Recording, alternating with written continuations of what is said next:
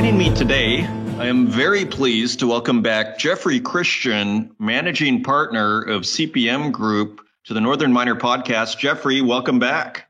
It's good to be here. It's always a pleasure to talk with you, Adrian. Likewise, you're always great at dispelling the myths in a very mythical precious metals market, so you are invaluable to us, and we appreciate you appearing on the program. So tell me, what a dramatic, year it's been. And now what I call the media new year has begun. We are in September, and, we see the crazy currency moves in, the UK today, and just everything. Everything looks like it's hanging by a thread as usual. From your perch relating to gold or just everything in general, what are you seeing? What's on your mind? Well, yeah, I saw a video interview with Jeffrey Sachs, a professor from Columbia University, economics professor. And the title of the video was, "We are in a crisis and it's going to get worse." And I keep using that because it's a very succinct way of talking about the state of the world. And, the reality is, when we issued a buy recommendation for gold in November of 2000, we said, for 20 years, people have asked us, can gold go back to $850? And we were able to say no.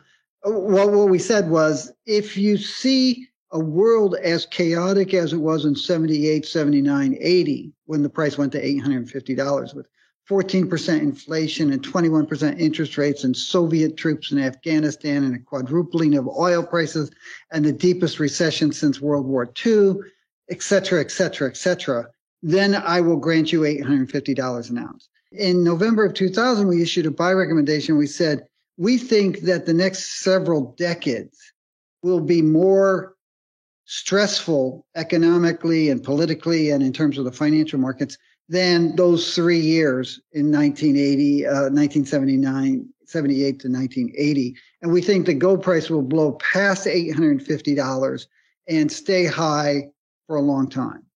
Now, that was 22 years ago.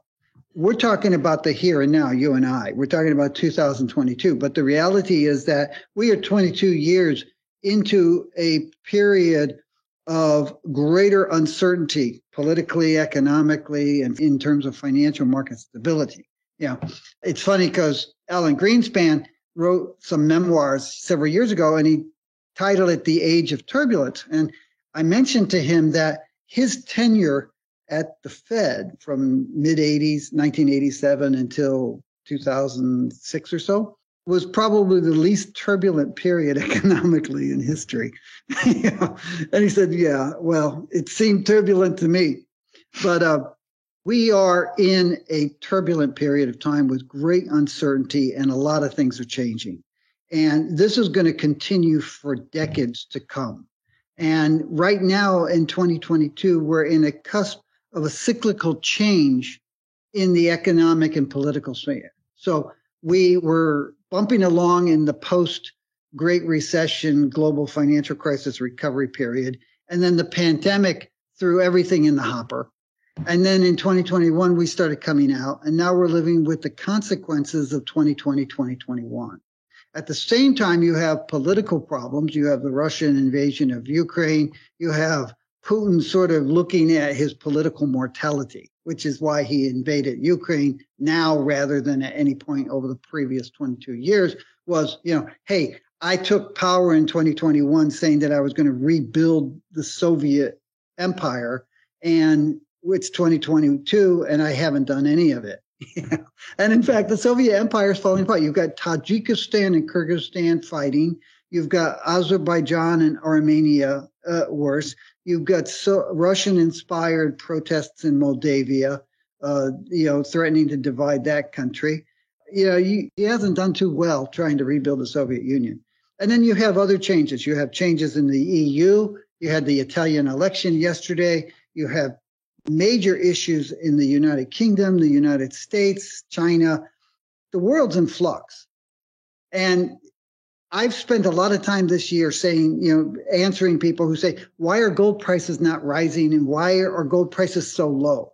Well, first off, gold prices are at a record level. On a quarterly average basis, the record gold price was the third quarter of 2020, $1,900. And, right now we're not that far off of that. We're below 1,700 today as we speak. But on an annual basis, 2022 is probably going to see record prices. The record annual average price was last year, $1,799. This year is probably going to be about $1,825, maybe a little bit lower. It's probably going to be a record price. It's probably going to exceed last year. We are at record prices. And the reality is that gold prices starting in late 2019 and 2022 anticipated not just potential for inflation, but all of the other issues that were coming about. The pandemic was clear. The results of the global government's response to the pandemic were clear. And people bought gold and drove the price from $1,200 in 2018, 2019 to $1,800 last year. And, really since July, August of 2020 until now, we've seen prices trading basically between $1,680 and $2,000. And the reality is that the gold market anticipated the fact that we were in a crisis and it's going to get worse. So if you look at it, investment demand's off a little bit this year from 2020. 2018, 2019 saw investors buying about 17 million ounces of gold on a net physical gold on a net investor basis. And at that level, the gold price was $1,200, $1,300. In 2020, in the midst of the pandemic and everything, investors bought 40 million ounces of gold, physical gold. That was the fourth highest annual offtake of gold by investors in history. They were saying, whoa, this is a bad environment. Last year and this year, they're buying about 26, 27 million ounces. So it's down from that 40 million ounces, and the price reflects that. But it's up from that 17 million ounces, and the price reflects that. We're in a long consolidation period after that run up from $1,200 to $2,000 in 2020. And this consolidation period is probably going to last for a while because, quite frankly, while investors are buying a lot of gold, 26 million ounces a year is a lot of gold, physical gold, they have backed off from 2020. At some point, Jeffrey Sachs is going to be right, and Jeffrey Christian. It's going to get worse. And investors are going to say, I don't want 26 million ounces. I want 36 million or, whatever it is. They're going to increase their demand for gold, physical gold once more, and the price will rise commensurately. It may not happen in 2023, but, as Annie would say, bet your bottom dollar, the gold price is going to come up. You can see the writing on the wall. And it all comes down to investment demand levels. Central banks are buying more gold. More central banks are buying more gold at higher prices than before. So you're seeing not the Russians and Chinese and Kazakhs buying gold. You're seeing a number of other central banks. Iraq bought a couple million ounces in June. Qatar bought 480,000 ounces in July, as did a couple other central banks. You're seeing a broader interest in gold on the part of central banks. So you put investment demand and central banks together because this is stock demand. This is not for making jewelry or electronics. This is, I want gold in gold form. And it's very high. And that's going to keep the price up. Mine production, kind of flat from last year, about 86 million ounces. Secondary supply, kind of flat. Fabrication demand, mostly jewelry, up a little bit, but not that great.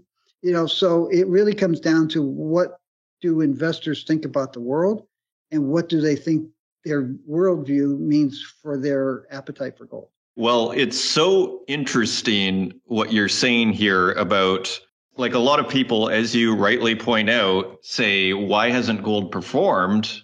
Whereas what you're saying is actually, not only is it not slow, it's actually very fast. It anticipated, rather than this criticism that when is it going to do something? You're saying the move was already made before a lot of these events took place. Is that correct? Yeah, gold isn't performing because it preformed. Exactly. So rather than it being some sort of lagging commodity that's not doing what it's supposed to be doing and that it's not serving its function, you're saying it's doing what it's doing. And as you point out, uncertainty, and since you've spent a career, focused on gold, just to be clear, to ask you a very simple question. So Would you say gold prices are a reflection of uncertainty? Yeah, that's what we always say. People say, well, gold is an inflation hedge or gold is a trades against the dollar. And the answer is no, yes, but no. Gold trades against uncertainty and issues. Yeah. When I was at Goldman Sachs in the early 80s, I was told, don't talk about problems, talk about issues. We have a lot of issues facing the world, and they're political, they're financial, they're economic, and when people are facing uncertainties, whether it's inflation or currency market volatility or political unrest domestically or global political unrest, any of these factors, stock market volatility, bond market volatility, rising interest rates, depression, recession, any of these things that cause people unrest and uncertainty and nervousness tend to stimulate their demand for either gold or the dollar. And sometimes, like right now, they're focusing on the dollar. Sometimes, like in 2019, they were focusing on gold. 2019, 2020, they were focusing on gold. And sometimes they focus on both. But it's the uncertainty. And we have in our gold yearbooks, we have a table that we use. We use it in our precious metals advisory, the monthly report too. We have a table, a schematic diagram, and we have like the 6 areas of potential uncertainty that cause investors to buy more or less gold. And we rate them, green, yellow, or red. And right now they're pretty much flashing red. Really? So suggesting that people are uncertain. Yes, tremendous amount of uncertainty. And we could spend a day going through the litany of just the political factors or the monetary factors or currency market factors, inflation factors, and they're all very complex. It's not like, as I said earlier, in 1979, 1980, you had 14% inflation. That was a screamer. We're at 8%, and it's showing signs of peaking. And that, I think, reflects the fact that starting in October of 79 and going forward, Paul Volcker changed the way monetary authorities dealt with inflation and interest rates and monetary policy in a way that has helped create that period of a lack of turbulence that I mentioned earlier under Greenspan. Everybody learned at Volcker's knees in 1982 when he engineered an economic recovery from what was then the deepest recession in post-war period and an international debt crisis where you had the largest economies in Latin America, Mexico, Argentina, Brazil, and Chile, all about to default on their sovereign debt. And Volcker and Nick Brady at the Treasury engineered a recovery and a solution to that. And what they showed the world how to behave in 1982 has been used to deal with economic and financial crises ever since. And that's where we're at, but it's that uncertainty that causes people to do it. And so you see people saying, well, we're going to hyperinflation. Well, no, we're not going to hyperinflation. Then you have other people saying, well, we're going to deflation. Well, we're probably not going to deflation. There are a lot of deflationary pressures that the world and the U.S. and other economies are facing, and they've been sort of set aside by the pandemic and the economic recovery and the monetary policy since then. But those deflationary pressures will come back, and they'll be offset by inflationary pressures, so you'll see disinflation as a result. And so, it's not like you can sit there and say, we're 8% going to 14%. This is like the 70s. No, it's nothing like the 70s. It's a radically different economic world, political world, and financial markets. And that increases the uncertainty. Exactly. And basically, to summarize a little bit your point, some people might say, well, Jeffrey, you say we have a red alert on uncertainty and the price is at 1650, 1680. You would say, however, annualized, we are at record gold prices. Mm-hmm. So that is your answer. Yeah. Okay, excellent. So they are simply not looking at a large enough time frame, which is an annual one. Their gold is too large. They have imbued in gold metaphysical superpowers. Gold is the perfect hedge against inflation, and it moves tick for inflation. It doesn't. That's beside the point. gold will protect you against currency market volatility because gold trades against the dollar. Well, it does a third of the time. The other 2/3 of the time, it doesn't. So there are people who have imbued in gold this belief, this faith that it's going to solve and protect them from all these issues. And then they're disappointed when it doesn't live up to their inflated expectations. Well, it's tempting to call it the most superstitious of all the financial markets to a certain degree. Again, I want to call it the most mythical of them all. So speaking of myths, I don't know if you've seen this story. I think it was coming out of Zero Hedge, but it was kind of making the rounds on Twitter for a few weeks that the London gold market or the London exchange there was being basically emptied out of its gold and that these flows were moving east. Did you see that? And if you did, do you have any comments on that? Well, first off, I didn't see it on Zero Hedge because that's such a garbage dump. I just don't look at it. I mean, I've never seen anything accurate or real on Zero Hedge. I have seen those stories and heard those stories and been asked about those stories. And you have to take it into context. First off, official data on how much gold is stored in the London depositories has only been available since 2016. And in 2016, it was about 950 million ounces of gold. That was in 2016. It rose sharply in 2019 and 2020 because there was this massive disgorgement of gold by investors and others during the early days of the economic lockdown. And it got to very high levels. Sorry, what is disgorgement? People were selling their gold. Okay. They needed money. Mm-hmm. They were selling gold. The gold price had risen very sharply from and gold prices rose from, $1,200 to $2,000 from late 2019 into August of 2020. And there were any number of people who had bought gold at like $1,600 or so in 2008, 2009, 2010, 2011, and they were sitting on losses. And all of a sudden, they were $800 higher than they had been 12 months earlier. And they said, I'm going to take my profits. Plus, we're in the middle of a pandemic and a global economic lockdown. I could use cash, right? So you had people selling their gold, and that stuff showed up in the London depository. And what we've seen now in the last couple years is after the pandemic and the economic recovery, you've seen some of that gold come out. And we're back down to around $950. So if you don't know any history and you're only looking at what is available publicly in terms of inventory stocks levels, what you're going to find is that you're going to say, oh my God, we were at 950 when the data first started appearing in 2016. And then we got really high in 2020, and now we're back down to 2016 levels. And it looks like, it's running out, but it's not. First off, it's an enormous amount of gold. Right? That's a lot of gold that's out there. And the second thing is you don't know what the history was.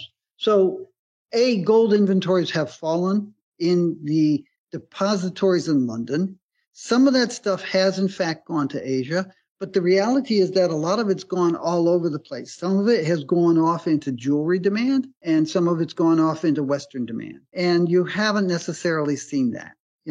And if you look, you won't see it because the inventory data on Swiss depositories is not publicly available. But we have data on the flows into and out of depositories in Switzerland. And a lot of the gold actually has gone to Switzerland. Now, that doesn't mean that it's not Asian buyers saying, I want gold, but I don't want it in my home country. It means that there's a lot of gold that has gone from London to Switzerland. And Swiss inventories are probably at record levels right now. And part of this, you have to understand, is the Russian invasion to the Ukraine, which caused a lot of people in Eastern Europe and in Russia to say, I want to move more of my money into gold. And I don't necessarily want it in the UK because of sanctions if I'm a Russian. Switzerland, it's a nicer place to be. And it's more readily accessible and it's more secretive.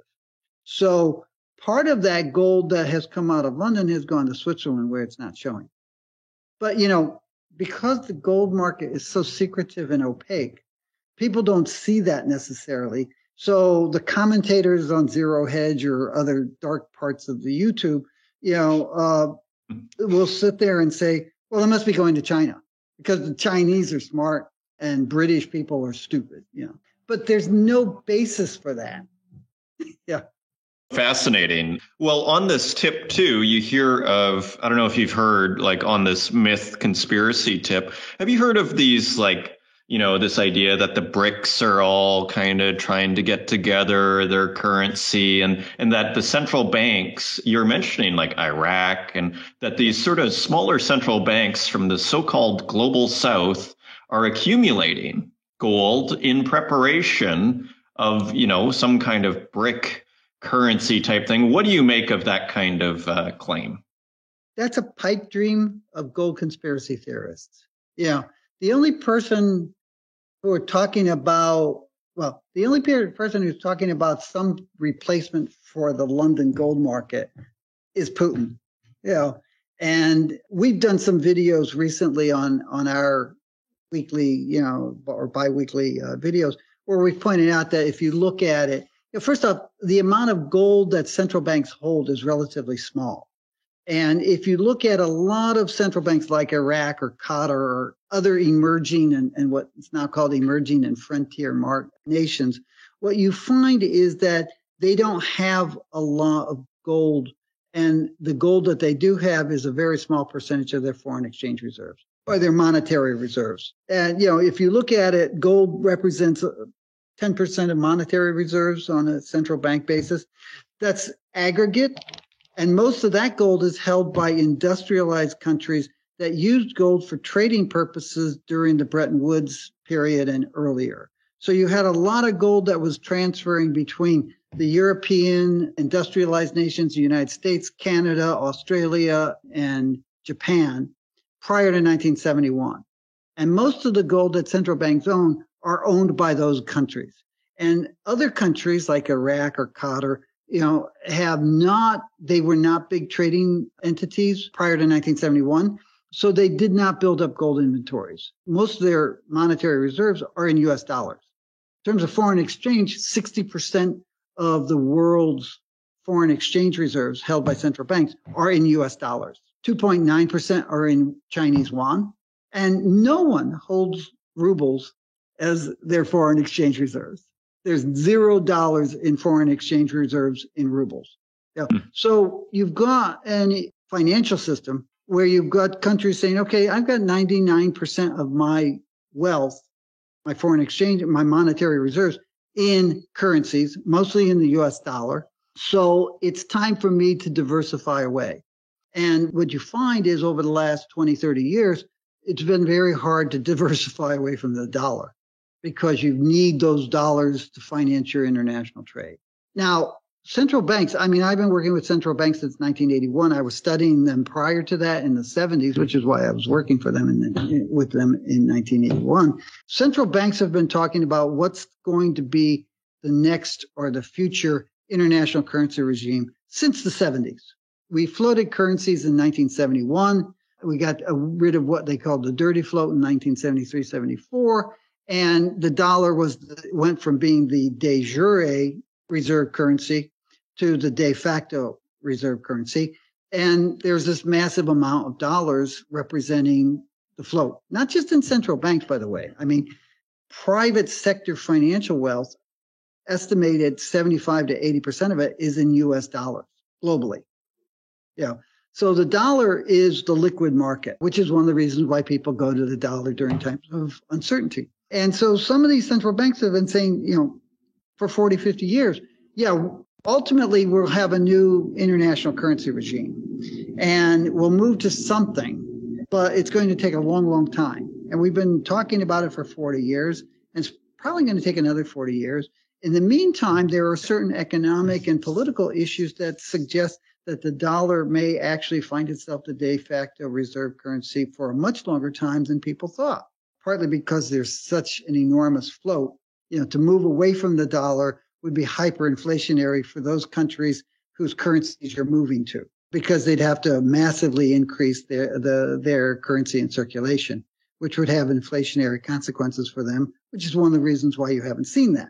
The gold is like a footnote here. It's a very small percentage of most central banks, except for Russia, among emerging economies. Russia, because of the sanctions and because of the hostility between Russia and the United States and Russia and the rest of the world, Russia has had a policy since the oil price started rising 2004, 2006, insofar as possible, converting its foreign exchange inflows, current account inflow of dollars and euros, into gold.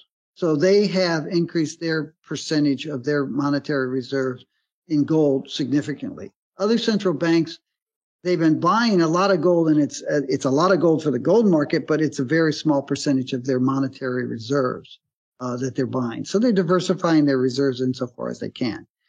Putin has talked about, well, let's create this Moscow gold price. No one's going to trade basis in Moscow gold price. Not even Russians. In the early days of his invasion of the Ukraine, he said, I'm going to pay Russian refiners a 20% discount for Russian refined gold. And no refinery in Russia was selling gold to the Central Bank of Russia at a 20% discount to the international price, because they were getting a 20 or 30 or 40% premium from domestic Russian investors who were saying, my bank's closed, my ruble's worthless, et cetera, et cetera, et cetera. Give me gold. So it's a pipe dream of Putin. Other central banks don't agree with it. Other central banks are not going to trade basis the Moscow price. Other central banks have no interest in obeying or following Russia's example. It's not necessarily seen as the kind of place that you want to learn from, except insofar as you want to learn what not to do. So it's him. And then you've got the gold promoters, the conspiracy guys and crazies, and they latch onto this, and 15 years ago, there was a senile guy who was running Malaysia, and he said, we should have a gold-backed currency system. No one agreed with him, but the gold promoters and the conspiracy theory promoters latched on. Malaysia is going to lead the Islamic world in creating a gold-backed currency. Well, 15 years later, no, it hasn't happened. 15 years from now, people will say, remember when Putin was going to have a gold-backed currency? Yeah, it never happened. But the thing is, Putin has never talked about a gold-backed ruble or a gold convertible currency. Because if you have a gold convertible currency, the first thing that happens is everybody says, here's your currency, give me your gold. That's what happened to the United States in 1967, 68. That's what happened to London in the interwar period when it was the financial capital and the pound sterling to gold price was fixed. And people, other central banks said, if you think that the gold prices ought to be whatever it was against the pound sterling, here are my pounds, give me your gold. So central bankers know the history, and they are not going to make a gold convertible currency. And a gold-backed currency that's not convertible is kind of a joke. Yeah. It seems to defeat the purpose a tiny bit. Okay, so final myth for you here then. So there is another story that you hear that I think the Shanghai Gold Exchange is also kind of like similar to the Moscow Gold Exchange, that it's basically trading at a premium to, the London market, and that basically you get more money for your gold in Shanghai than in London, if I understand the myth correctly, true or not, and that this is creating an outflow of gold from west to east. What do you make of that statement? It's cool because it's true that there's an outflow of gold from west to east, but it's not as important or as significant as people say. So there is gold flowing into China and India and other parts of Asia because people want gold and they're willing to pay a higher price for it than people storing it or buying it elsewhere. But if you look at it, and we haven't updated the data because it's kind of It's not an important factor in the market. But 5-10 years ago, people were saying, oh, all this gold is moving from the west to the east. And you saw at the time COMEX inventories falling, London inventories were reported to be declining, Swiss inventories were reported to be declining. And if you looked at the data over like a 10-year period, you saw like maybe 50 million ounces of gold leave Switzerland and go to Asia. And you saw 150 million ounces move into Switzerland from other parts of the country. So you had 3 times as much gold going into Switzerland as was coming out. Yeah. And again, I talked earlier about the fact that there are any number of people who would rather have their gold in a non-bank depository in Switzerland than a bank depository in London for a variety of reasons. So part of the gold that was flowing into Switzerland was coming out of New York and London, and had to do with changes in banking regulations. But a lot of it was coming in from new mine production that was refined in Switzerland and then stored in Switzerland. Maybe 25% of that came out and went to Asian markets, but the vast majority stayed in Switzerland. Now, again, one of the nice things about Switzerland is you don't know who's buying that. And it could be that you had Chinese investors saying, give me 100 ounces of gold in Shanghai and 300 ounces in Switzerland. You don't know who those people were. And I'm sure there were many Asian investors who were saying, I'd rather have my gold in Switzerland than in my home country. Because that's been the history for 300 years? Yeah. So, yeah, there is gold flowing out of Western markets into Asia, but there's more gold flowing into Western markets than is flowing out. Interesting. Okay, so my final question as we wrap up here is on the paper versus the physical markets. Are you seeing a discrepancy between the two in terms of the price? And if there is a discrepancy, what accounts for it? Is it simply just people needing to make coins and this sort of thing, and that there's a backup? I don't know if there is a discrepancy, though. So maybe just take the first one first. Is there a discrepancy? There are different markets for gold, and you have to understand that. We pointed out in 2008, 2009, we said, people are looking at a wholesale price for gold in London or COMEX, 100-ounce bars in COMEX, 400-ounce units in London. Those are wholesale prices on an inter-dealer market, right? And then you have a 1-ounce coin. And, there's all sorts of costs added to making 1-ounce coins. And we pointed out that if you looked at cocoa or corn or any other commodity and you tried to compare the wholesale price of corn, on the CME compared to the price of corn in the grocery store, that corn in the grocery store would cost thousands of dollars. In cocoa, if you looked at the cocoa price, which used to be on the New York Board of Trade, now it's on the ICE, whatever they're calling it, and you said, well, what's a can of cocoa in a grocery store? It's $6,000, right? So there's a discrepancy between wholesale and retail. There are geographic discrepancies. There are discrepancies between, say, an official coin that is almost universally recognized. Wow, that's a Canadian maple leaf, or that's a U.S. eagle. I'll buy that. And a medallion struck by a refinery that is a private refinery that God knows who they are or where they are or if they're real. And so you find all sorts of premiums. And then there's the difference between physical gold and paper gold, right? And now you're talking about, okay, well, do I want physical gold in London? Let's say I want 100-ounce bar in New York, but I don't necessarily want paper. I don't want it on the COMEX. I just want a bar. There's a price for that 100-ounce bar. It's high because it's 100 ounces, but there's a price for that. If you want gold in the futures market, there's a price for that. And it's 15% of the price for a 100-ounce bar because you only have to put up a margin of about 15%. So there are any number of investors who say, well, I want to trade gold. I can get more bang for my buck in the futures market. I'm not necessarily concerned about having physical gold because I think I'm going to have to run to Canada or Mexico. I'm interested in trying to profit from rising and falling gold prices, and I can get this leveraged exposure on the futures market that I can't get in the physical market. There are all kinds of reasons for that to exist, none of which are nefarious. Perfect. I do have one final question. Is your outlook for gold then, say for the rest of the year, coming up next year, what are you seeing?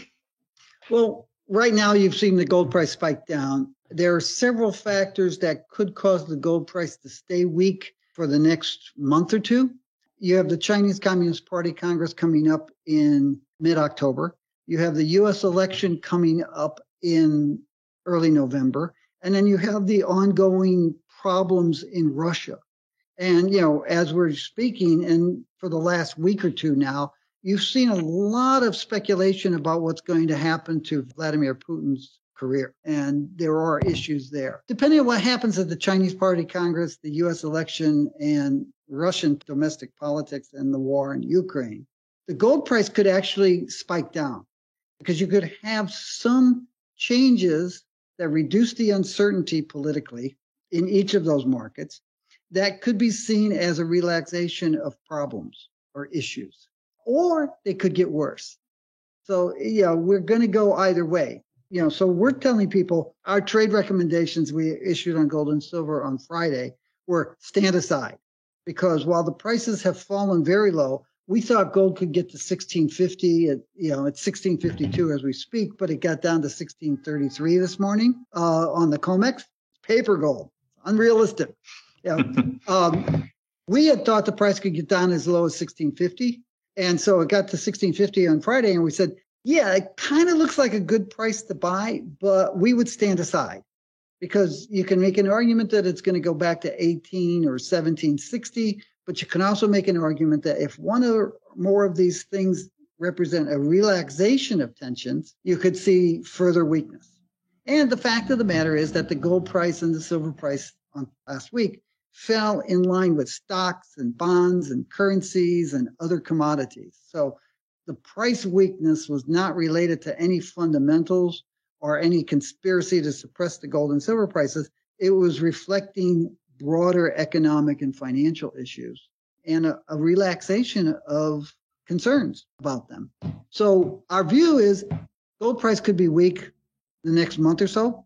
By the end of the year, we think that it's starting to rise again. And then we think that it rises modestly in 2023 and more sharply later when some of those issues become clearer and it's clearer that they're real issues and not transitory ones. Jeffrey Christian, Managing Partner of CPM Group, thank you for joining us once again on the Northern Miner Podcast.